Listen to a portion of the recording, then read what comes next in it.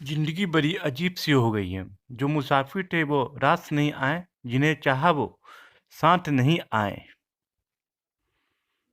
एक लड़की थी, बहुत ही खूबसूरत। जितनी वह सुंदर थी उतनी ही ईमानदार, न किसी से झूठ बोलना, न किसी से फालतू की बात करना, बस अपने काम से काम रखना। उसी क्लास में एक लड़का था, वो मन ही मन उससे बहुत प्यार करता था। लड़का अक्सर उसके छोटे मोटे काम कर दिया करता था। बदले में जब लड़की मुस्कुरा कर थैंक यू कहती तो लड़की की खुशी की सीमा नहीं रहती। एक बार की बात है, दोनों लोग साथ साथ घर जा रहे थे, तभी जोरदार बारिश होने लगी। दोनों को एक पेड़ के नीचे रुकना पड़ा। पेड़ पर बहुत छोटा था, बारिश की बूंदें छन छन कर उससे नीचे आ रही थी। ऐसे में बारिश से बचने के लिए दोनों एक दूसरे के बेहद करीब आ गए।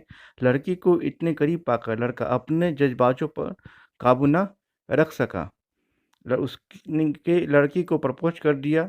भी मन ही मन उसको चाहती थी, इसलिए वह राजी हो गई और इस तरह दोनों का प्यार परवान चढ़ने लगा। एक बार की बात है, लड़की उसी पेड़ के नीचे लड़के का इंतजार कर रही थी।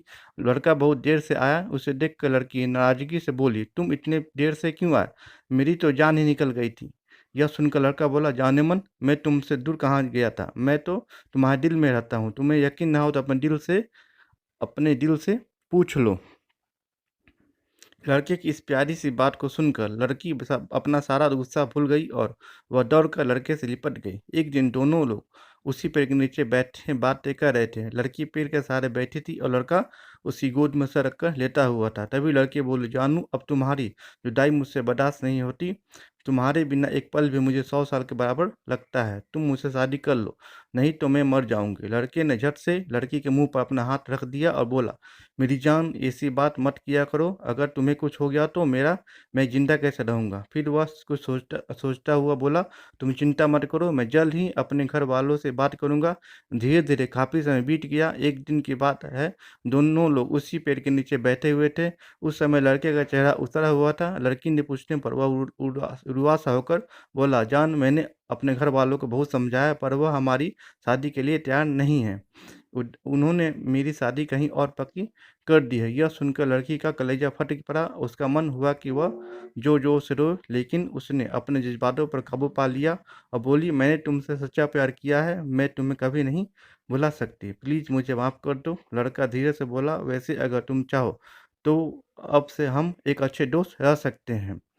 लड़की यह सुनकर जोर जोर से रोने लगी। लड़के ने उसे समझाया और फिर दोनों लोग रोते हुए अपने अपने घर चले गए। देखते ही देखते लड़के के शादी का दिन आ गया। लड़के को यकीन था कि उसकी शादी में उसकी दोस्त जरूर आएगी, पर ऐसा नहीं हुआ। हाँ, लड़की का भेजा हुआ एक गिफ्ट पैक से जरूर मिला।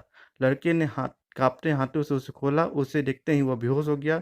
गिफ्ट में पैक और कुछ नहीं, खून से लथपथ लड़की का दिल रखा हुआ था और साथ ही में थी एक चिट्ठी जिसमें लिखा हुआ था, अरे पागल, अपना दिल तो ले जा, वरना अपनी पत्नी को क्या देगा।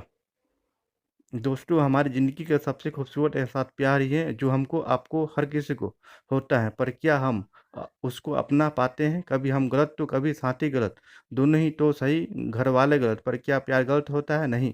तो मित्रों, प्यार करो लेकिन खिलवाड़ मत करो। स्टोरी अच्छी लगी हो तो वीडियो को लाइक और शेयर कर देगा और चैनल को सब्सक्राइब कर देगा। Thank you.